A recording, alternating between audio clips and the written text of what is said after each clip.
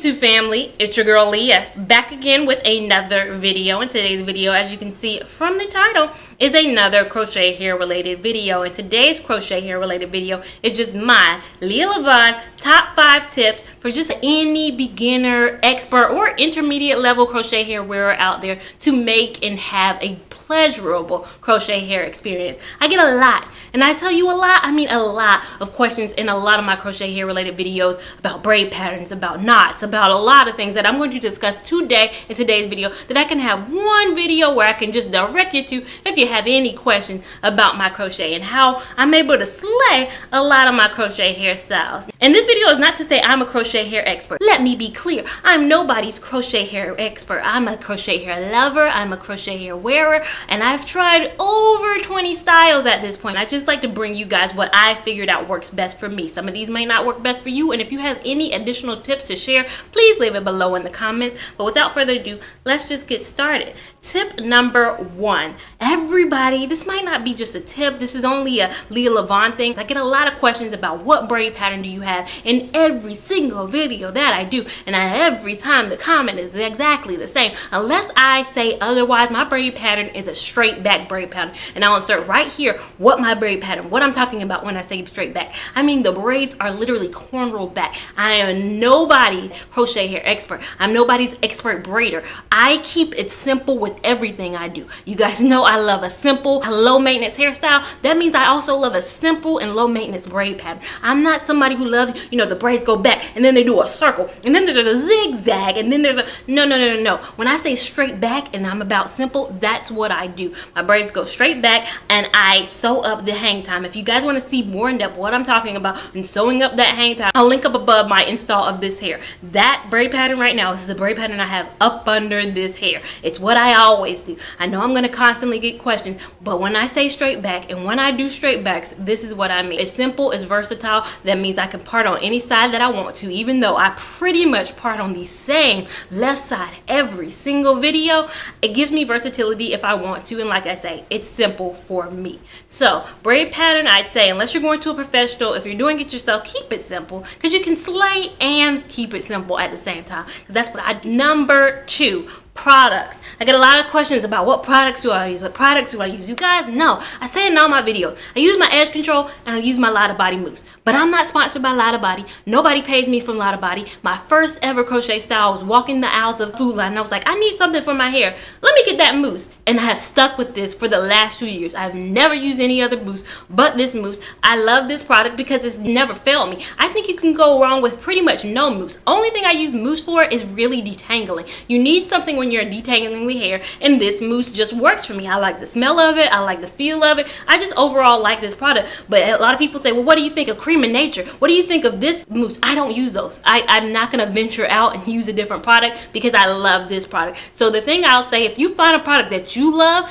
maybe you need to test out a couple products to find your winner detangler, the one that smells good to you, the one that works well for you, the one that's not too oily, the one that's alcohol free. Whatever works best for you, find it and work with it. Your crochet hair typically costs $4.99 a pack. You ain't gotta spend $13.99 for a good product. This cost me what, $4 or $5.99, and I reuse it over and over again. If I travel, this is all I take with me to maintain my hairstyle. This is all you need to take with you to maintain your hairstyle. Number 3, you need a bonnet. You need a bonnet. I know you feel like you might not need a bonnet. You need a bonnet. You need some kind of barrier to protect you and your hair from your cotton pillowcase, your sheets. You're just moving around. You just need something. You need some kind of nighttime routine, whether that's twisting the hair up, whether that's pineappling, something. Don't come complaining to me, because I get a lot of complaints from people who are like, how do you keep your hair looking so good? Well, what do you do at night? Nothing. I don't do nothing.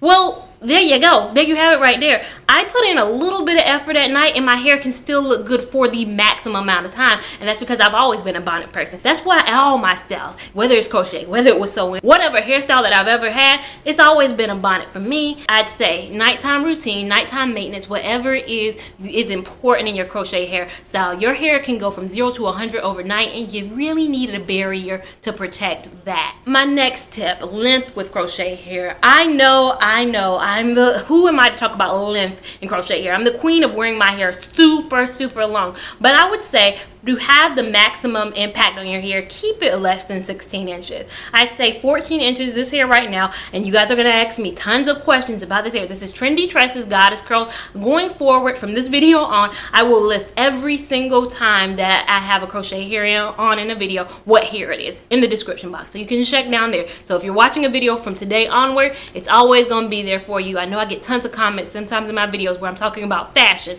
What hair is that?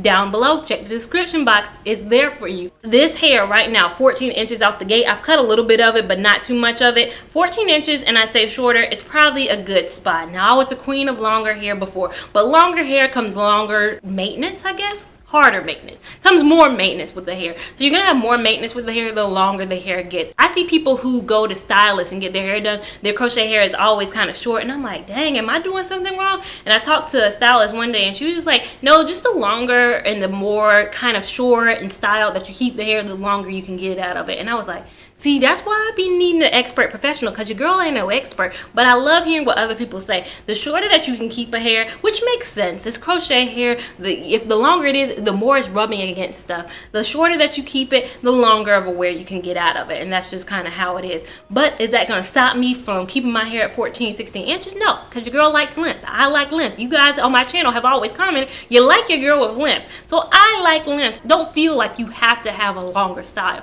You can go short and it can look beautiful. And my last tip is around knotting of crochet hair. A lot of people who install themselves, they ask me about knotting and how many times I knot my hairs. Now, this particular hair is a very soft hair. You guys check out my review video of this hair whenever it comes out. I don't know if it's before or after this video, but if it's up right now, this is a soft hair. I talk about how incredibly soft this hair is. I had to do 5 to 6 to 7 knots on this hair legitimately. So you have to knot a lot when it's a softer hair. When it's not a soft hair, when it's a rougher hair, when it's a harder texture hair, I'd say I knot it maximum 2 times, and I do not have an issue with slippage. That's the thing that comes with the texture of the hair. I get a lot of questions. How many times did you knot that hair? How many times did you knot that hair?